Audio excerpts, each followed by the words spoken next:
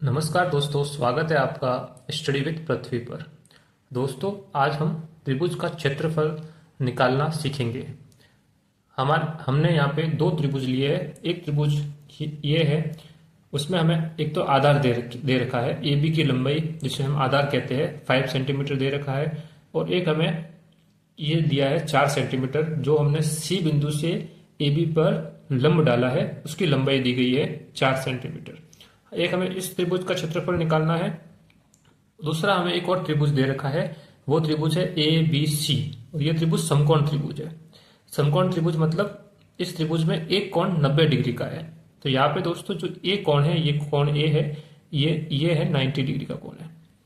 तो हमें एक इस त्रिभुज का क्षेत्रफल निकालना है। इन दोनों त्रिभुज के क्षेत्रफल हम आज इस वीडियो में निकालना सीखेंगे।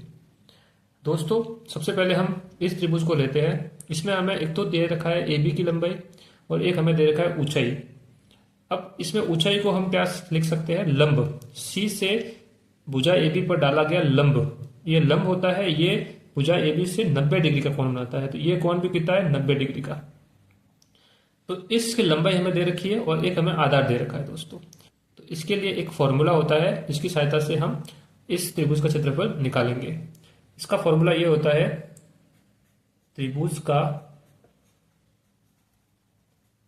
क्षेत्रफल बराबर 1/2 आधार गुणा ऊंचाई। ऊंचाई क्या होती है? किसी एक शीर्ष से उसके सामने वाली भुजा पर डाले गए लंब की लंबाई। ये लंब है। लंब किसे बोलते हैं? जो सामने वाली भुजा के साथ 90 डिग्री का कोण बनाता है, उसको हम लंब बोलते हैं। तो इस लंब की लंबाई को हम ऊंचाई भी बोल सकते हैं और इसको हम लंब भी बोल सकते हैं। लंब की लंबाई भी बोल सकते हैं और इसे हम त्रिभुज की ऊंचाई भी बोल सकते हैं। तो इसकी सहायता से हम इसमें मान रख के हम इस त्रिभुज का क्षेत्रफल आसानी से निकाल सकते हैं। तो आपको अगर किसी त्रिभुज का आधार दे रखा हो और उसके लंब की लंबाई या ऊंचाई दे रखी हो, तो आपको यह फॉर्मूला याद होना चाहिए। इसकी सहायता से हम त्रिभुज का क्षेत्रफल निकाल सकते हैं। तो दोस्तों, इसमें हम आधार और ऊंचाई के मान रखते हैं। तो 1/2 ऐसा का ऐसा। आधार कितना है हमारा? 5 सेंटीमीटर है, तो हमने 5 सेंटीमीटर लिख दिया। ऊंचाई कितनी है हमारी? 4 सेंटीमीटर है, तो हमने 4 लिख दी दोस्तों। अब हम इसको सॉल्व करते हैं। 2 का टेबल हम 4 में जाएगा एक बार और इसमें जाएगा 2 बार। हमारे पास कितना बचा? 5 गुना 2। तो हमारा त्रिभुज का क्षेत्रफल कितना आया? 10। हमारी जो यूनिट दी गई है, इकाई दी गई है, सेंटीमीटर में है, तो क्षेत्रफल की इकाई सेंटीमीटर का स्क्वायर हो जाएगी दोस्तों। तो दोस्तों, आपको एक त्रिभुज जिसका आधार दे रखा हो और उसकी ऊंचाई दे रखी हो, उसका क्षेत्रफल कैसे निकालना है वो आपको समझ में आ चुका होगा। अब दोस्तों, हम दूसरा त्रिभुज लेते हैं, वो है समकोण त्रिभुज।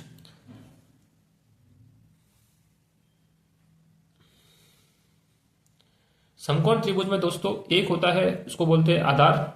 दूसरा होता है, उसको बोलते हैं लंब। एक होता है दोस्तों कर्ण।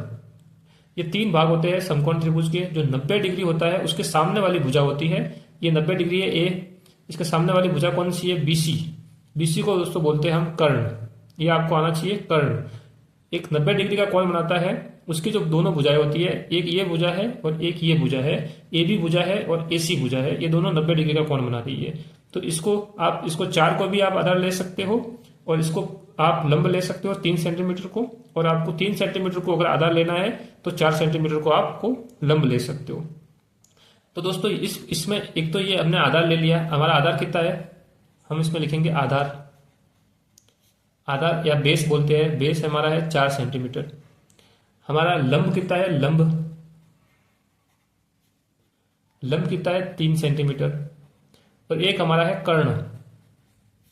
जो 90 डिग्री के सामने वाली भुजा होती है, उसे हम कर्ण बोलते हैं, वो कितना है? 5 सेंटीमीटर। इस तरह से समकोण त्रिभुज के लंब, आधार और कर्ण हमें दिए गए हैं। अब हमें इसका क्षेत्रफल निकालना है। तो इसका क्षेत्रफल का क्या फॉर्मूला होता है वो मैं लिखता हूं, फिर हम निकालते हैं। तो दोस्तों, समकोण त्रिभुज का क्षेत्रफल, समकोण त्रिभुज का क्षेत्रफल बराबर 1/2 गुणा आधार गुणा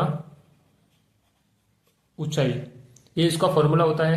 अब हमें आधार और ऊंचाई भी लिख सकते हैं। इससे हम ऊंचाई के बदले हम यहाँ पे लंब भी लिख सकते हैं।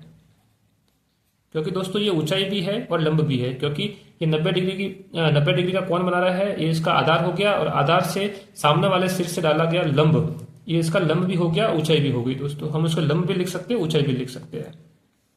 अब हम इस फॉर्मूले में मान रखते हैं, तो हमारे पास क्या आएगा 1/2। हमारे पास आधार कितना है 4 सेंटीमीटर है, तो हम 4 लिख देंगे। हमारे पास ऊंचाई या लंब कितना है 3 सेंटीमीटर है, तो हम 3 लिख देंगे।